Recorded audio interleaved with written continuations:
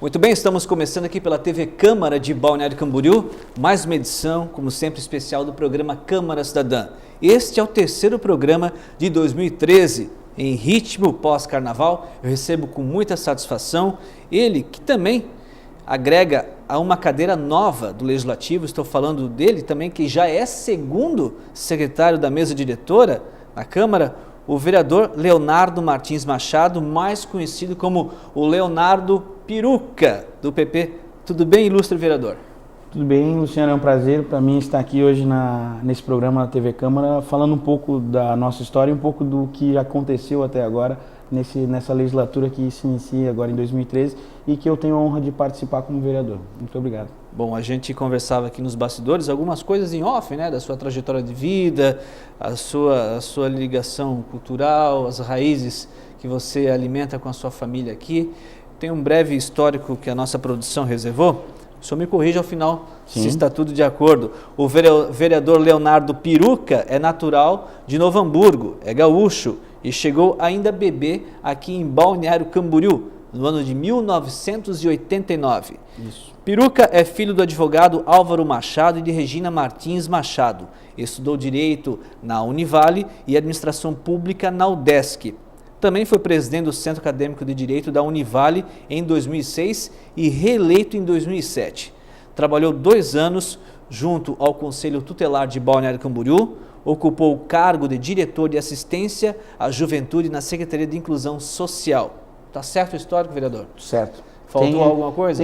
Tem que a trajetória política, essa vontade por política nasceu ainda no segundo grau, porque eu também, a minha militância no movimento estudantil começou no movimento secundarista, quando eu fui presidente do Grêmio Estudantil do Colégio Presidente João Goulart, na época o terceiro ou quarto maior colégio do estado, tinha mais de 4.000 alunos, e lá começamos dar os primeiros passos na trajetória política, já dentro do movimento estudantil, mas o resto está certinho.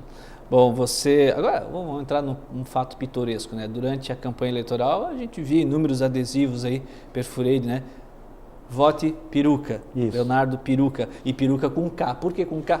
Por uma questão de diferença. Aliás, por que Piruca? Piruca é porque, como tu pode estar percebendo, meu cabelo ele tem uma peculiaridade, ele é muito ondulado e eu, como comecei a tocar violão muito cedo, com 8, 9 anos de idade, quando eu tinha 10 anos de idade eu ganhei uma guitarra de um padrinho meu e disse assim, pô, nunca vi um guitarrista que não tivesse cabelo comprido, vou começar a deixar o cabelo crescer. E comecei a deixar o cabelo crescer, só que a natureza não estava preparada para me deixar o cabelo crescer. Quando ele começou a crescer, crescer de forma desordenada, para cima. Meus amigos diziam assim, meu, horrível. Até ter peso suficiente para poder amarrar, demorou bastante. Daí meus amigos diziam assim, Leonardo, esse teu cabelo é tão feio que não pode ser teu, só pode ser uma peruca. Daí quando tu não gosta de um apelido, daí que ele pega. Eu não gostava, ficar chamando de peruca, assim, essa peruca, e começou. E daí quando é que eu assumi de vez o apelido? Porque quando eu fui no João Goulart, como eu estava falando, antes de ser presidente do Grêmio Estudantil lá, eu fui membro do Conselho Deliberativo. O Conselho Deliberativo é uma entidade que tem professores, funcionários e alunos que decidem algumas coisas da escola. E dos 700 e poucos votos válidos, tinham 5 ou 6 candidatos, eu fiz mais de 500 votos. Desses 504, 505 votos, uns 80 tinham o meu nome de batismo, Leonardo. Uns 30, 40 tinham o meu sobrenome, porque na minha sala eram 3 Leonardos, daí a professora chamava pelo sobrenome, então tinha uns 30, 40 que estavam Martins, e mais de 300 estava Piruca. E daí eu disse assim, quer saber? Eu lutei tanto tempo, isso já com uns 13, 14 anos, eu lutei tanto tempo contra esse apelido e esse apelido hoje me ajudou, hoje todo mundo me conhece por assim, vamos assumir esse apelido.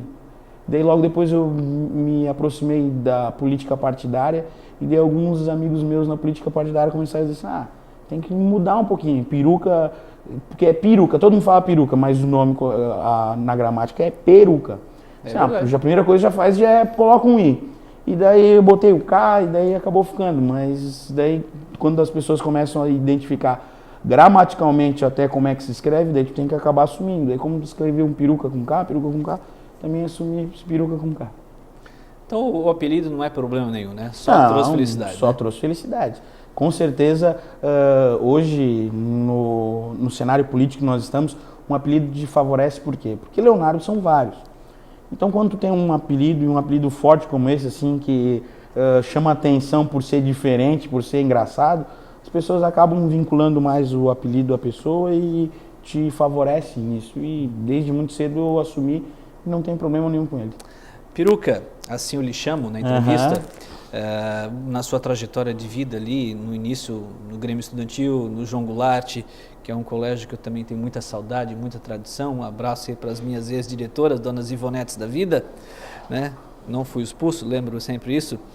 Ô Peruca, essa tua atuação ajudou a contribuir para a conquista de 1.201 votos conquistados nas últimas eleições, você acredita nisso? Sim, com certeza. A política, né, ela não se começa, ela se continua. A política é o resultado de toda uma história de vida, uma trajetória de vida. Eu sempre fui muito dedicado assim às causas coletivas e essas questões. Até mesmo porque eu costumo brincar que eu acho que Deus, quando me oportunizou vir para a Terra, disse assim, ó, não vai vir para ser servido, vai vir para servir. Então eu sempre tive essa vontade bastante grande de mudar o lugar onde eu estava convivendo, sempre buscar melhor. Então, desde a época do colégio, foi na minha gestão que a gente conseguiu, junto com a direção da escola, trazer a quadra coberta ali para o João Goulart. Então sempre os meus amigos vinham. E durante as campanhas que participei, em 2008 fui candidato a vereador, fiz 603 votos, dessa vez fiz 1.201. Estando nas duas campanhas, eu escutava muitas palavras de apoio dos meus amigos, assim, ó, pô, Peruca, desde a época do colégio, eu me lembro como você era envolvido, engajado, isso aí. Acho que chegou a vez de tu demonstrar esse teu interesse lá na Câmara dos Vereadores, e isso fez com que eu visse que o apoio e a trajetória de vida que a gente teve durante toda a nossa permanência aqui, fez com que, com certeza, auxiliasse bastante na aquisição desses 1.201 votos. Você dobrou a votação, Fiz, né? eu dobrei, praticamente dobrei, quase 100%, né? De 603, fiz 1.201. E você leva aí nessa trajetória o nome de peso que é o seu pai, advogado, né, o seu Álvaro Machado, que foi ele que te inseriu na política.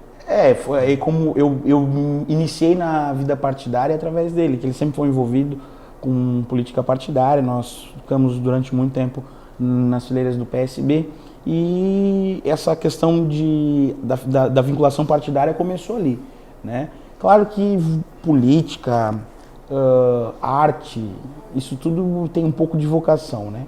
Com certeza a influência do meu pai e da minha mãe, que é muito dessas de brigar pelos direitos dela e não gostar de ver com que as coisas estejam acontecendo errado, sempre discute, briga, isso com certeza fez com que na minha formação a política tivesse um papel especial. Porém, né, isso é uma questão de tu nasce com isso, né? Daí tu precisa de algumas pessoas, nesse caso foi minha mãe, meu pai e alguns amigos que me incentivaram. Tu precisa de um puxãozinho, né? Mas com certeza, meu pai hoje é um advogado bem conceituado na cidade e que me incentivou na questão da movimentação partidária, né? Até mesmo porque no Grêmio Estudantil ele também me ajudava bastante, sempre foi meu pai e minha mãe sempre foram muito ativos na vida escolar dos seus filhos, né? Tanto eu como da minha irmã, então isso também ajudou bastante. Você vem de origem do PSB. Isso, fui 10 anos do PSB. E por que migrou para outro partido? PSB em Santa Catarina, por causa de algumas questões de âmbito nacional, a vinda de lideranças regionais aqui para o partido fez com que perdesse um pouco não da linha ideológica, mas da linha de atuação, né? O PSB foi um partido que historicamente sempre esteve nas lutas de esquerda, veio do PCB junto com o PCdoB, ou seja, o PCdoB e o PSB são os partidos mais antigos do Brasil, e com certeza assim, esse encaminhamento que a Executiva Nacional tem feito para o centro fez com que avançasse muito. Hoje o PSB é o partido que mais cresce no país. Porém, em Santa Catarina, esse encaminhamento fez com que ele se aproximasse muito da direita. E quando política muito é questão ideológica, questão partidária, e muito também são as pessoas que você faz a política, né? São seus companheiros de partido. E daí começou a se aproximar de figuras que a gente historicamente se opunha. Então eu acabei optando para ir para o PP por uma questão não só ideológica, mas também por uma questão de construção de política regional, né? Em Balneário Camboriú, o Partido Progressista hoje é um partido que tem pessoas que comunam dos mesmos ideais que eu, são pessoas que têm um histórico de vida bonito. E política se faz ao lado de pessoas que comunam das mesmas ideias. Então eu acabei entrando no PP porque lá eu não me sentia ingressando num partido, e sim me tornando parte de uma família. Isso quer dizer que você está feliz com a atual? Estou muito feliz. Hoje a nossa direção municipal que tem tomado as atitudes mais acertadas. Hoje o nosso presidente, o vereador Fábio Flor, que é meu par na Câmara, também tem demonstrado muita habilidade política. Prova disso foi que o PP foi o partido que mais cresceu em Balneário Camboriú. Na última eleição nós elegemos um vereador com 740 e poucos votos. Na eleição nós elegemos 2 vereadores. O vereador mais votado da cidade é do Partido Progressista, o presidente Fábio Flor, e eu fui o segundo mais votado com 1.201 votos.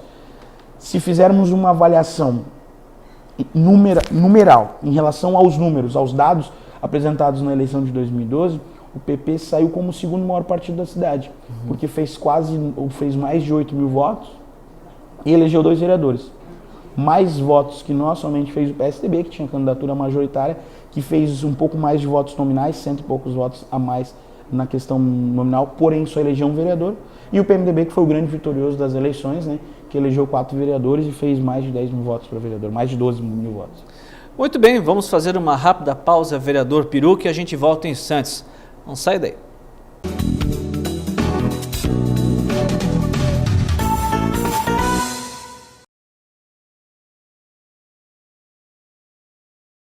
Retornando para o segundo bloco do programa Câmara Cidadã, recebendo hoje o ilustre nobre vereador Leonardo Martins Machado, o popular Leonardo Peruca, do Partido Progressista, o PP. Vereador, as sessões já estão em ritmo, né, animado, agitado, comunidade comparecendo.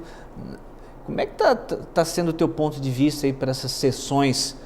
Está de acordo? É início de ano, mas fatores não faltam. Nós já temos vários projetos importantes na pauta. E esses projetos já estimularam vários debates acalorados entre situação e oposição, e isso era uma coisa natural que nós sabemos que nós íamos enfrentar, né? Porém, eu acho que a partir de agora, pós-carnaval, vai criar um novo ritmo para a Câmara, né? Nós tivemos aí 2 sessões ordinárias e agora hoje teremos mais uma e assim subsequentemente. Então essa questão e os projetos do executivo que vêm para a pauta e com certeza vão ser bastante debatidos. Nós temos um corpo de vereadores bastante qualificado para fazer algumas discussões, né? São líderes comunitários, são pessoas com capacidade técnica e política para discutir isso. E o que essas sessões que aconteceram demonstraram é que novamente teremos uma oposição bastante atuante, uma situação que com certeza vai fazer seu papel de defender o governo e defender os interesses da cidade. Eu falava com o prefeito logo após as eleições que ele teria um parceiro na Câmara de Vereadores desde que os seus projetos fossem de interesse também da coletividade. Não é porque eu me elegi na base governista, me elegi ao lado do atual prefeito, que eu serei um defensor cego das atitudes dele, né? Mais do que compromisso com ele, eu tenho compromisso com a cidade, com as pessoas que optaram em decidir por uma candidatura jovem, uma candidatura diferenciada, e eu vou fazer jus a isso.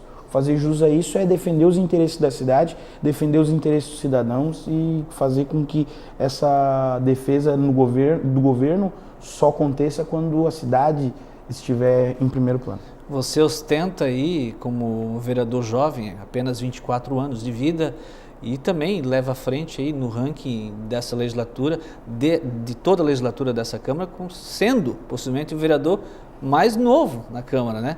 Isso aí te agrega essa proximidade de jovem, mais de compromisso. Exatamente.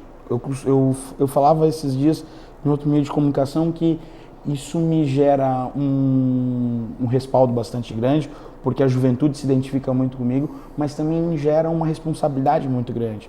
Porque se nós não desenvolvermos um trabalho adequado, quem sabe a cidade vai pensar 2 vezes em trazer para a Câmara de Vereadores uma pessoa jovem como eu. Então, eu citei porque eu lembro do Guto Dalsocchi, o ex-vice-prefeito do Jandir Bellini, Itajaí, que quando eleito foi o vice-prefeito mais jovem do Brasil. aqui do nosso lado. E você hoje e leva à tem frente uma isso. responsabilidade muito grande, porque as pessoas agora vão... É aquela questão que diziam-se quando a Dilma se elegeu presidente, né? Quem sabe se a Dilma não tivesse desenvolvendo um bom trabalho, quando será que o nosso país conduziria uma mulher à presidência do país? Então, é complicado. Nós temos que fazer bastante essa defesa, né, do que nós somos. Eu sou um vereador jovem, sou um vereador que sou muito ligado às causas jovens, porque não basta ser jovem, tem que ser ligado às causas jovens. Por causa da minha militância no movimento estudantil, bastante recente, faz com que eu identifique e tenha bastante tato para tratar dos assuntos que são ligados a isso. E a gente tem demonstrado isso nos principais projetos que nós apresentamos já nesse início de mandato, né? Nós temos alguns projetos pontuais que mexem com a vida de toda a cidade, mas também mexem principalmente com a vida do jovem que aqui reside. Falar de alguma linha de trabalho do senhor, tens a função como membro integrante da Comissão de Justiça e Redação e presidente da Comissão de Segurança Pública e Defesa do Cidadão? Exatamente. A questão por causa da minha formação no direito, fez com que eu tivesse a capacidade técnica para participar. Hoje eu sou vice-presidente da Comissão de Justiça e Redação e por ter sido líder de várias lutas de classe, eu acabei também assumindo a Secretaria de Defesa, a Comissão de Segurança e Defesa do Cidadão, né? Eu, na época que estive no movimento estudantil universitário, fui responsável por uma ação civil pública que fez com que casas e espetáculos musicais da nossa região se adequassem à lei da minha entrada. Isso tudo fez com que eu tivesse um pouco de experiência na questão da defesa dos direitos do cidadão, então eu acabei me encaixando bastante nessa comissão. O senhor tem alguns projetos de sua autoria tramitando aqui mesmo nessa Casa Legislativa e eu gostaria que o senhor nos esclarecesse o que é o projeto que dispõe sobre a instituição das comissões de apoio e assessoramento no âmbito da Câmara de Vereadores de Balneário Camboriú. Esse projeto foi um projeto que foi da mesa diretora toda, né? Que foi para regulamentar algumas comissões que aqui já existiam, mas precisavam ser regulamentadas. Porém, nós temos outros projetos em tramitação na Câmara que chamam muito mais a atenção da comunidade porque fazem com que a Câmara se aproxime mais da comunidade. São dois, hoje, os principais projetos que a gente está desenvolvendo. Um deles é a criação da Escola do Legislativo. O que é a Escola do Legislativo? Copiando, né, o sucesso de algumas câmaras do nosso estado e copiando também o sucesso da Assembleia Legislativa, nós propusemos a criação da Escola do Legislativo, que vai ser uma organização dentro da estrutura da Câmara, que vai proporcionar que a gente use esse espaço, que é a Casa do Povo, para benefício do povo. Como isso, promovendo um ciclo de palestras, debates com funcionários públicos e não públicos sobre diversos temas, fazendo com que as pessoas vejam no dia a dia a função da Câmara na sua vida, né? Hoje, universitários e trabalhadores do estado todo se deslocam a Florianópolis para participarem de uma série de debates importantes, uma série de cursos importantes que acontecem na Assembleia graças à Escola do Legislativo, que é um elo de ligação do aparelho público com os seus usuários, né? Aproximando essa questão. A distância hoje do poder legislativo dos munícipes é muito grande. E com esse projeto a gente tem a intenção de aproximar um pouco. Falar de uma rua muito movimentada, o senhor conhece muito bem ela. Tens a intenção de alterar o nome da via pública denominada Rua Dinamarca, no trecho que compreende entre a Avenida Martin Luther e a Avenida do Estado, passando a denominá-la também como Avenida Central? Exatamente. Esse projeto é um Seria projeto... uma extensão só dela? Exatamente. Esse projeto é um projeto que tende a legalizar uma coisa que hoje já acontece. Por que antes a Avenida Central tinha um nome e a Rua Dinamarca tinha outro? Se nós buscarmos na história recente da cidade, a Avenida do Estado tinha um canteiro no meio e quem vinha de sentido Itajaí, Camboriú, ao retornar, subia na Rua Dinamarca para a prefeitura. E quem ia sentido Camboriú e Itajaí, descia a Central. Com essas diversas reformas no nosso sistema de trânsito de Balneário Camboriú, envolvidas pelo prefeito atual Periquito, nós conseguimos criar um conceito diferenciado na cidade, sistema binário que tem avenidas de sentido único, fez com que a Avenida do Estado tivesse sentido único e não tivesse mais o canteiro. E, por análise e estudos, a Dinamarca somente desce. Ou seja, a Rua Dinamarca e a Avenida Central têm o mesmo traçado físico, o mesmo traçado de trânsito, tem todas as características que são iguais. Então, há nada mais interessante do que fazer com que a Avenida Central ligue o Paço Municipal, né, a Prefeitura, até o nosso principal aparelho turístico, que é a Praia Central. Então, essa questão ia fazer com que as pessoas entrassem numa avenida e ela fosse numa via e ela tivesse o mesmo nome durante todo o trajeto. Alguns empresários do ramo ali da região acham interessante, outros acham desnecessário por acharem que vai aumentar o IPTU. A gente fez um estudo agora na Secretaria de Fazenda, isso não vai acontecer e vai acabar tornando aquela região ali mais valorizada ainda pelo fato da Avenida Central. Não vai mudar em relação ao bairro das Nações ou centro. A Avenida Central só que vai cortar. O bairro das Nações está ali. Está ali. O que vai acontecer é que vai pular uma rua. Exatamente. Para dar origem a uma avenida só. E daí tem gente assim, não, mas o bairro das Nações é só nome de país. Se nós fizermos uma análise, hoje a principal avenida, uma das principais avenidas da cidade, corta o bairro das Nações e tem o nome de Martin Luther.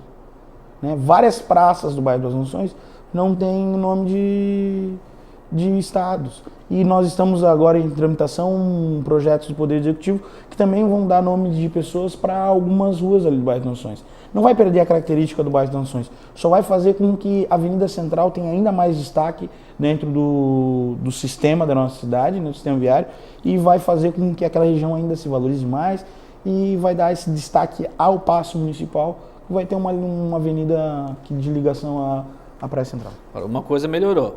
Antes, para você ir para a prefeitura, por exemplo, tinha que subir a Dinamarca, era complicado para arranjar uma vaga de estacionamento. Hoje está melhor. Está bem melhor. Está fluindo muito mais. E eu acho que não todas essas alterações do trânsito têm feito com que o trânsito de Balneário Camboriú flua bastante melhor. Mas eu acho que tem algumas coisas assim, infelizmente hoje, e eu comentava hoje no meu gabinete com alguns amigos meus, infelizmente a imprensa hoje ela divulga algumas coisas conforme ela quer e conforme ela acha que vai vender mais jornais, né?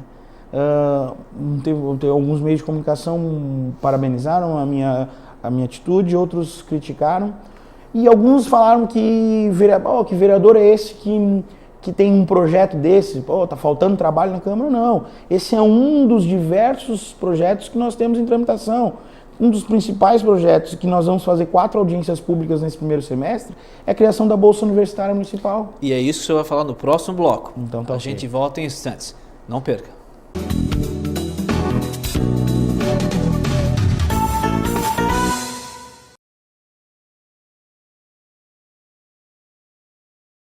Retornando para o terceiro e último bloco do programa Câmara Cidadã, recebendo hoje com muita satisfação o segundo secretário da mesa diretora, vereador Leonardo Piruca.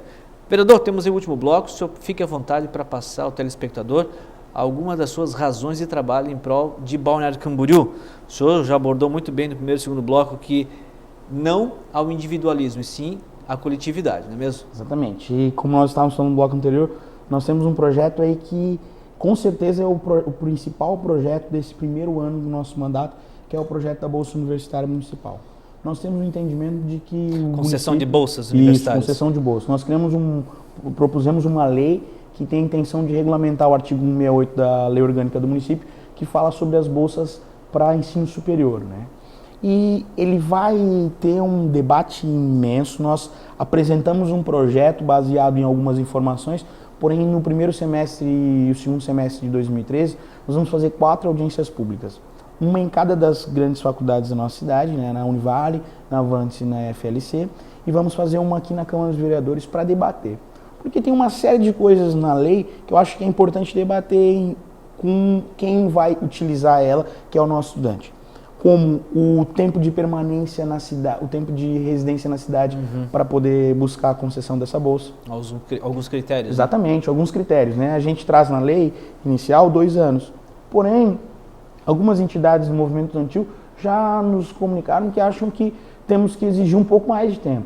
Para quê? Para nós valorizarmos aquele morador daqui da cidade que não teve a oportunidade de conseguir ingressar no curso superior.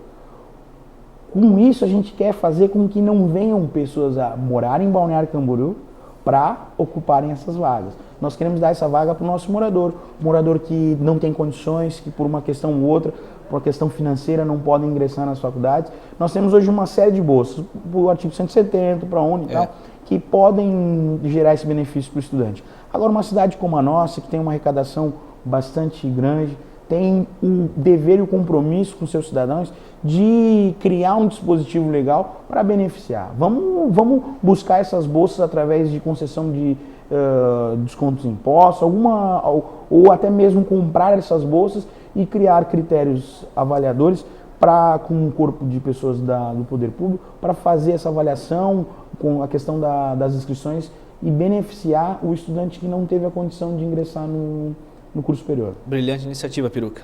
Também existe um projeto de sua autoria que altera dispositivos da Lei Municipal 2.798 de 2008, alterando a denominação de Secretaria Municipal. Como assim? Na verdade, isso é uma continuidade da política nacional. Hoje, existe, da mesma forma que existe o SUS, que é o Sistema Único de Saúde, existe uma política abrangente que é o SUAS, que é o Serviço Único de Assistência Social, né? E, por uma questão da legislação federal, exige que nós tenhamos nas cidades secretarias de assistência social. Por quê? Porque nós temos que mudar esse conceito. A política que o município tem que exercer não é uma política assistencialista, e sim uma política de assistência social, de entendimento dos fenômenos sociais e intervenções de forma mais adequada. Eu, quando diretor da Secretaria de Inclusão Social, fui responsável também pela implantação dos CRAS, que são os Centros de Referência da Assistência Social. Sim. A grosso modo, são aparelhos públicos que estão nas zonas de maior vulnerabilidade social, com a função de entender as necessidades daquela região e criar políticas públicas para aquilo. A gente, um tempo atrás, a política de assistencialismo fazia assim: vamos levar um curso de corte e costura para o bairro X. Sem fazer o levantamento se o bairro X precisa ou tem vocação para aquele curso. E hoje o CRAS, que tem no região sul da cidade, lá no São Judas, que atende Barra, Nova Esperança e São Judas, tem um no bairro dos Municípios, que atende Vila Real, bairro dos Municípios e Yacht Clube, e tem um lá no bairro das Nações, que atende o bairro das Nações, Centro e o bairro dos Pioneiros. Com a finalidade de quê? Nós temos esse aparelho público, tem uma equipe técnica, psicólogos, assistentes sociais, orientadoras sociais, com a intenção de entender aquela região e criar políticas públicas eficazes e eficientes para aquela região. Na verdade, isso é uma questão de adequação à lei federal. Hoje não existe mais, perante o Ministério da Assistência Social, a questão da Secretaria de Inclusão Social. Nós não temos que incluir socialmente, nós temos que fazer uma política de assistência social e, através dessa política, incluir socialmente as pessoas. Antes de ser vereador, você já desenvolveu e trabalhou em diversos projetos. Vamos falar um pouco sobre eles. Você criou o projeto O Livro é Nosso, que distribuiu mais de 3.000 livros para alunos universitários de diversas faculdades locais. Brilhante ideia. O que acontece? Na verdade, a gente foi ao encontro do Senado, que tem, através dos seus senadores, a possibilidade de imprimir publicações legais. Nós íamos através do centro acadêmico, depois através do departamento de juventude, buscávamos isso e levávamos esse benefício ao encontro do estudante. Hoje, as mensalidades são muito altas. Muito. Né? Às vezes, não foram um nem dois amigos que tive que começaram na faculdade, infelizmente, por causa do alto custo, tiveram que sair. O que acontece? O papel do centro acadêmico, o papel da entidade estudantil é ajudar o estudante. Não é ajudar o estudante fazendo festa só, é brigando nas questões pontuais.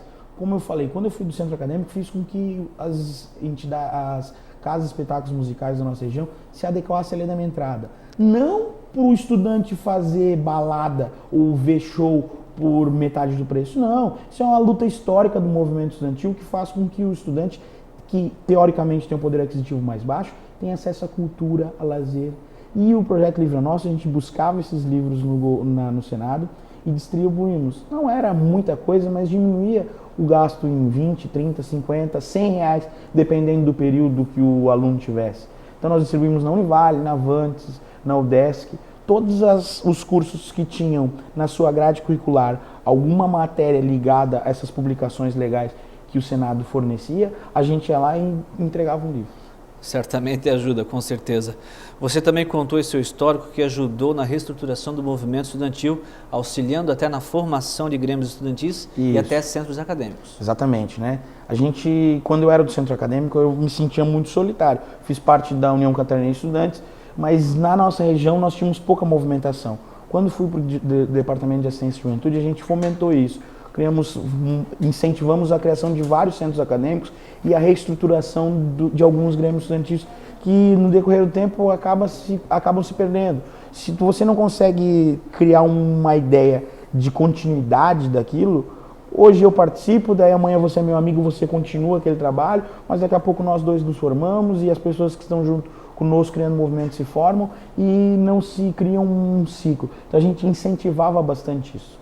Quanto ao projeto que organizou e fomentou a abertura de espaços públicos e também particulares para obras de arte e segmento do grafite, intitulado Grafite é Arte, Pichação e Vandalismo. Exatamente, né? A gente, nas diversas oportunidades que eu tive de ir para Brasília e para outras cidades, eu vi que as grandes cidades do nosso país têm enfrentado um problema com a pichação.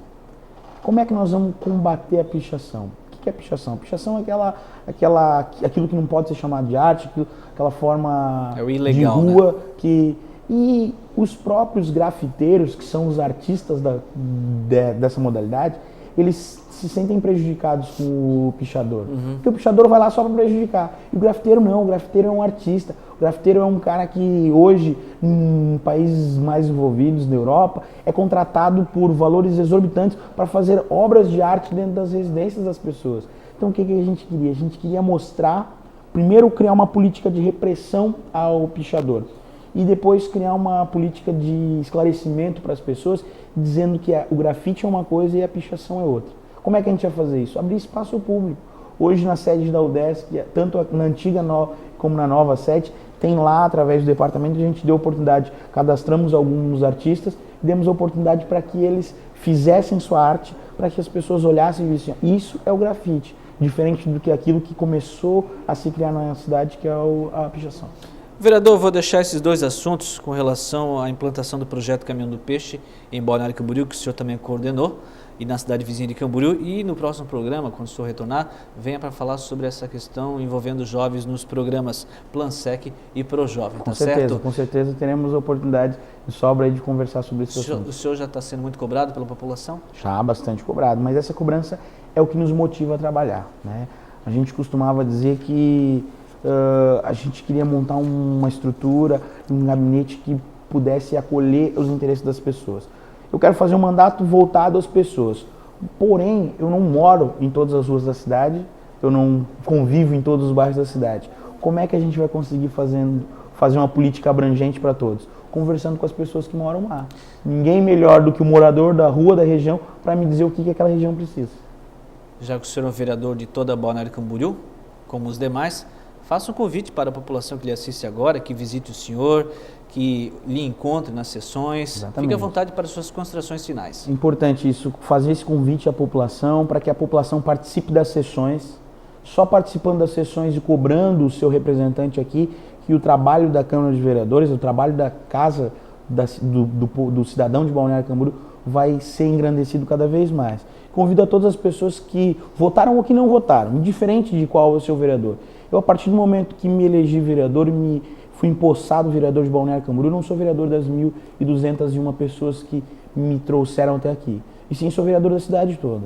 Então, se você achar que você tem a possibilidade de, através de uma ideia ou de algum projeto, engrandecer mais a nossa cidade, me procure. Nosso gabinete está aqui aberto a você, cidadão de Balneário e da nossa região, para conversar. As sessões são nas terças e nas quartas, e para que as pessoas participem a partir das 6 horas, venham até aqui, nos acompanhem através das redes sociais, do Facebook, que é um instrumento que a gente utiliza bastante.